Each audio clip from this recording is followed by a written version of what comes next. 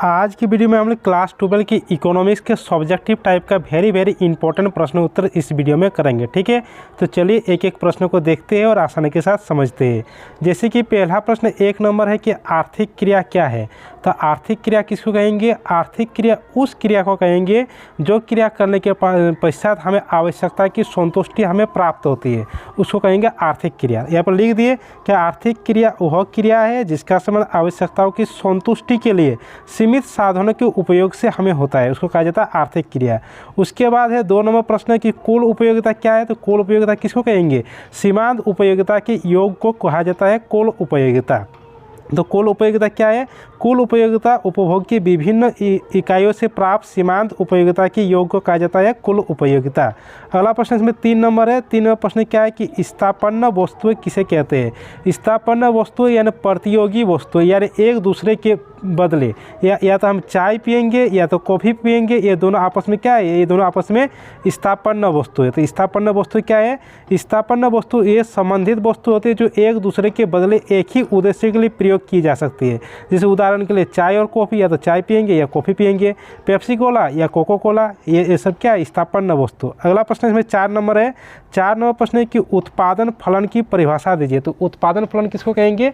Input को output में बदलने के लिए जो फलनात्मक संबंध होता है उसको कहा जाता है उत्पादन फलन, यानी उपादानों एवं उत्पादनों के फलनात्मक संबंध को उत्पादन फलन कहा जाता है। अगला प्रश्न इसमें 5 नंबर है कि वस्तु विनिमय प्रणाली किसे कहते हैं। तो वस्तु विनिमय प्रणाली किसको कहा जाता है? यानी वस्तुओं का आदान प्रदान। ठीक है, यानी एक वस्तु लेंगे दूसरा वस्तु उसके बदले में लेंगे, उसको कहा जाता है वस्तु विनिमय प्रणाली। यानी वस्तुओं की वस्तुओं अथवा सेवाओं के साथ प्रत्यक्ष अदल बदल की प्रणाली को वस्तु विनिमय प्रणाली कहा जाता है। ठीक है, अगला प्रश्न इसमें 6 नंबर है कि बैंक दर किसे कहते हैं। तो बैंक दर किसको कहेंगे? जैसे कि हम लोग बैंक में जाते हैं तो बैंक में जाने के पश्चात हम लोग पैसा जमा करते हैं, उसके बाद हमें ब्याज मिलता है, तो उसको कहा जाता है ब्याज दर। और बैंक भी जो अपना वो केंद्रीय बैंक में अपना पैसा जमा करता है, यानी केंद्रीय बैंक यानी RBI में पैसा जमा करता है, तो उसमें भी उसको अपना दर प्राप्त होती है, यानी रेट प्राप्त होता है, उसको कहा जाता है बैंक दर। ठीक है, तो बैंक दर क्या है? बैंक दर वह दर है जिस पर किसी देश का केंद्रीय बैंक व्यापारिक बैंक को सरकारी एवं अन्य स्वीकृत प्रतिभूतियों की जमानत पर ऋण प्रदान करता है। ठीक है, अगला प्रश्न इसमें 7 नंबर है। 7 नंबर प्रश्न है कि पूर्ण रोजगार को परिभाषित कीजिए। तो पूर्ण रोजगार किसको कहेंगे? पूर्ण रोजगार से तात्पर्य सभी व्यक्ति जो काम करने की इच्छा रखता है, उसे काम करने के लिए योग्यता एवं सामर्थ्य रखते हैं और उन्हें प्रचलित मजदूरी दर पर मनचाहा रोजगार प्राप्त होता है, उसको कहेंगे पूर्ण रोजगार। ठीक है, अगला प्रश्न ये लघु उत्तर में आएगा। ये सब था कितने? इसमें 2 नंबर आपको मिलेगा। ये सब थोड़ा दीर्घ उत्तर में आएगा, इसमें एक प्रश्न का उत्तर देने के लिए आपको 3 नंबर मिलेगा।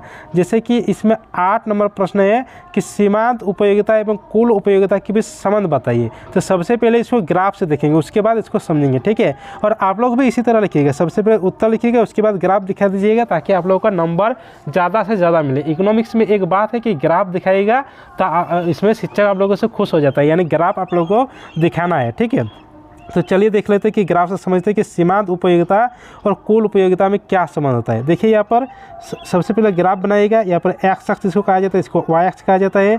ये क्या है? मार्जिनल यूटिलिटी यानी सीमांत उपयोगिता। ये क्या है? टोटल यूटिलिटी यानी कुल उपयोगिता। तो यहाँ पर देखिए जब यहाँ पर सीमांत उपयोगिता बढ़ रहा है तो कुल उपयोगिता यहाँ पर बढ़ रहा है। जब सीमांत उपयोगिता यहाँ पर MU 0 है तो कुल उपयोगिता यहाँ पर मैक्सिमम यानी अधिकतम है। जो सीमांत उपयोगिता यहाँ पर ऋणात्मक है तो कुल उपयोगिता यहाँ पर घट रहा है। ये सब यहाँ पर लिख भी दिए। मार्जिनल यूटिलिटी जब बड़ा पॉजिटिव में है तो कुल उपयोगिता बढ़ रही है। मार्जिनल यूटिलिटी जब 0 में है तो टोटल यूटिलिटी मैक्सिमम में हो रहा है। मार्जिनल यूटिलिटी जब नेगेटिव में है तो टोटल यूटिलिटी यहाँ पर घट रहा है। ठीक है, उस यहाँ पर इसको भाषा में लिख दिए। तो आप लोग भी इसी तरह लिखिएगा, पहले भाषा दीजिएगा उसके बाद ग्राफ दीजिएगा। ठीक है, लिख दिए कि सीमांत उपयोगिता एवं कुल उपयोगिता के बीच संबंध निम्नलिखित है। जब तक सीमांत उपयोगिता धनात्मक होगा तब तक कुल उपयोगिता बढ़ते जाएंगे। जैसे कि अभी समझिए, जब सीमांत उपयोगिता 0 होगा तो कुल उपयोगिता अधिकतम होगी, जब सीमांत उपयोगिता ऋणात्मक होगी तो कुल उपयोगिता घट जाएगी। ठीक है, अब अगला प्रश्न इसमें 9 नंबर देख लेते हैं। 9 नंबर प्रश्न क्या है कि मांग में विस्तार एवं मांग में वृद्धि में अंतर स्पष्ट करें। तो मांग में विस्तार एवं मांग में वृद्धि में निम्नलिखित अंतर है। सबसे पहले देखेंगे मांग में विस्तार, फिर मांग में वृद्धि। मांग में विस्तार क्या है? यह एक ऐसी दशा है जिसमें अन्य बातों के समान रहने पर केवल कीमत में कमी के कारण वस्तुओं की मांग बढ़ जाती है। ठीक है, मांग का विस्तार में केवल कीमत इसमें प्रभावित करता है, केवल इसमें कीमत प्रभावित करता है। जब कीमत कमी होती है तो मांग बढ़ जाती है, लेकिन मांग में वृद्धि में इसमें कीमत प्रभावित नहीं करेंगे, लेकिन कीमत के अलावा जो भी कारक होगा वह सब प्रभावित करेंगे। तो यह एक ऐसी दशा है जिसमें कीमत के अलावा अन्य घटकों के कारण वस्तुओं की मांग में वृद्धि होती है। अगला अंतर इसमें है कि मांग में विस्तार क्या होता है कि इसका अर्थ है कि वस्तु की कम कीमत पर वस्तु की अधिक मांग। वही मांग में वृद्धि क्या है कि इसका अर्थ है कि वस्तु की उसी कीमत पर अधिक मांग अथवा ऊंची कीमत पर वस्तु की उतनी ही मांग। मांग में विस्तार क्या होता है? देखिए, मांग विस्तार में मांग वक्र पर ऊपर से नीचे की ओर संचलन होता है। देखिए, मांग में विस्तार क्या होता है? देखिए, पहले मांग यहाँ पर हो रहा था, फिर यहाँ पर आ गया, यानी ऊपर से नीचे की ओर ये विस्तारित होता है। और मांग में विस्तार में मांग वक्र नहीं बदलता, ये मांग वक्र रहता है।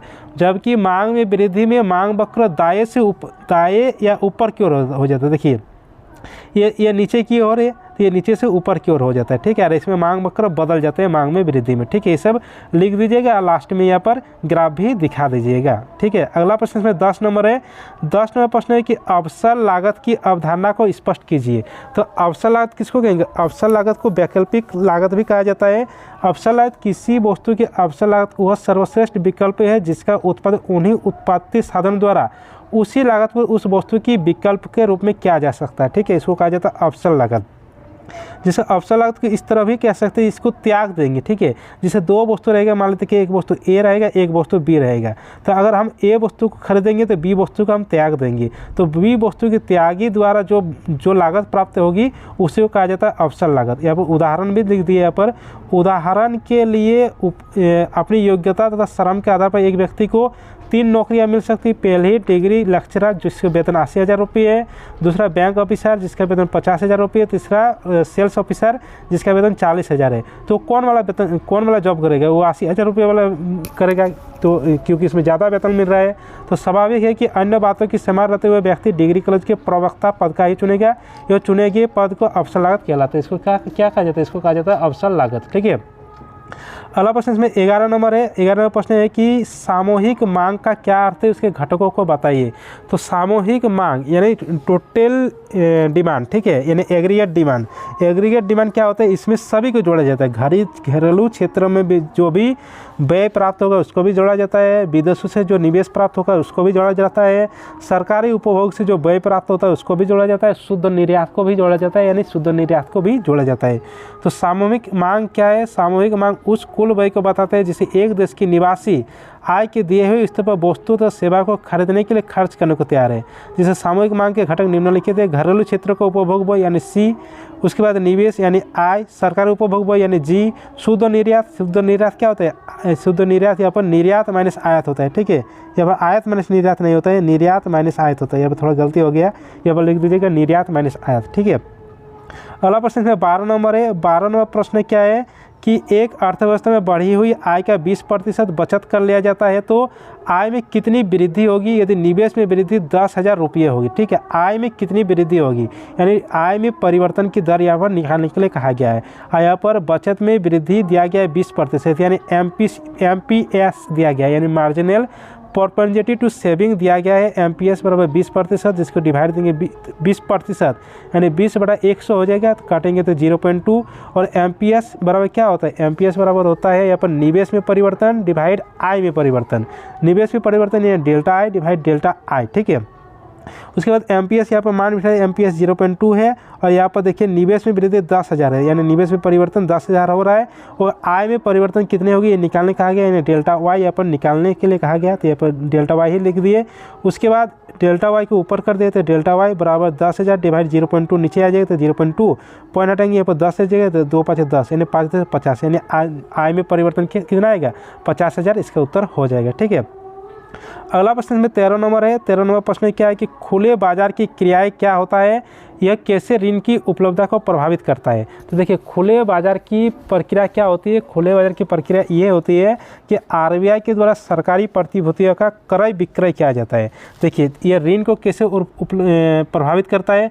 देखिए अगर बाजार में मुद्रास्फीति बढ़ गया तो RBI क्या करेगा? तो RBI आरबीआई की ये करेगा कि जो खुले जो यहाँ पर सरकारी प्रतिभूति है उसको वाणिज्यिक बैंक को बेच देगा, उसके बदले में पैसा चला जाएगा आरबीआई के पास। तो पैसा आरबीआई के पास चला जाएगा तो वाणिज्यिक बैंक के पास पैसा कम मात्रा में रहेगा, तो पैसा कम मात्रा में रहेगा तो ये लोन कम मात्रा में दे सकता है, और लोन जब कम मात्रा में देगा तो बाजार में पैसा कम होगा, बाजार में पैसा जब कम होगा तो मुद्रास्फीति ऑटोमेटिक यहाँ पर कंट्रोल में आ जाएगा, यानी नियंत्रण में आ जाएगा। तो खुले बाजार की क्रियाएं क्या है? खुले बाजार की प्रक्रिया के अंतर्गत आरबीआई सरकारी प्रतिभूतियों की वाणिज्यिक बैंक और वित्तीय संस्थाओं से खरीद और बिक्री करता है।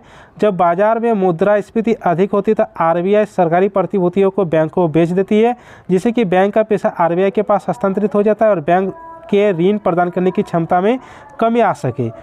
ये दूसरी ओर जब बाजार में मुद्रा की आपूर्ति अधिक होती है, यानी बाजार में मुद्रा की मात्रा ज़्यादा ज़रूरत होती है, तो आरबीआई उस बैंक से प्रतिभूति खरीद लेती है, जिससे कि आरबीआई की पैसा बैंक के पास चला जाता है और बैंक के ऋण प्रदान करने की क्षमता में वृद्धि होती है, जिससे कि बाजार में मुद्रा की मात्रा में वृद्धि होती है, यानी तरलता को बढ़ा सके। ठीक है, अगला प्रश्न इसमें 14 नंबर है। 14 नंबर प्रश्न क्या है कि बजट क्या अर्थ क्या है? संतुलित एवं घाटे के बजट में अंतर बताए। तो बजट क्या है कि सरकारी का आय एवं व्यय का लेखा जोखा को कहा जाता है बजट। और संतुलित बजट कब कहा जाता है?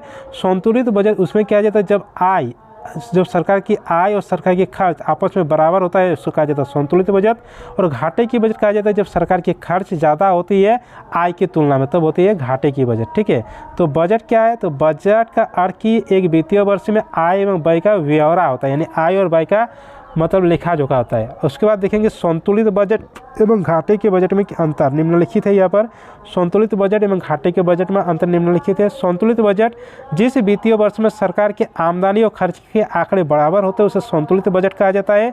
और घाटे का बजट जब एक विशेष वित्तीय वर्ष में अनुमानित सरकारी व्यय और सरकारी राजस्व से अधिक होती है, यानी व्यय यहाँ पर आय से अधिक होती है, उसको कहा जाता है बजट का घाटे का बजट। ठीक है, तो ये रहा आप लोगों का लगभग 14 इस सब्जेक्टिव टाइप का प्रश्न उत्तर इस वीडियो में। ठीक है, तो चलिए सभी दोस्तों के साथ इस वीडियो को शेयर कर दीजिए, वीडियो को लाइक कर दीजिए। इस चैनल में कोई नए है तो चैनल को सब्सक्राइब कर दीजिए और साथ में बेल आइकन को प्रेस कर दीजिए। चलिए मिलते हैं अगले वीडियो के साथ।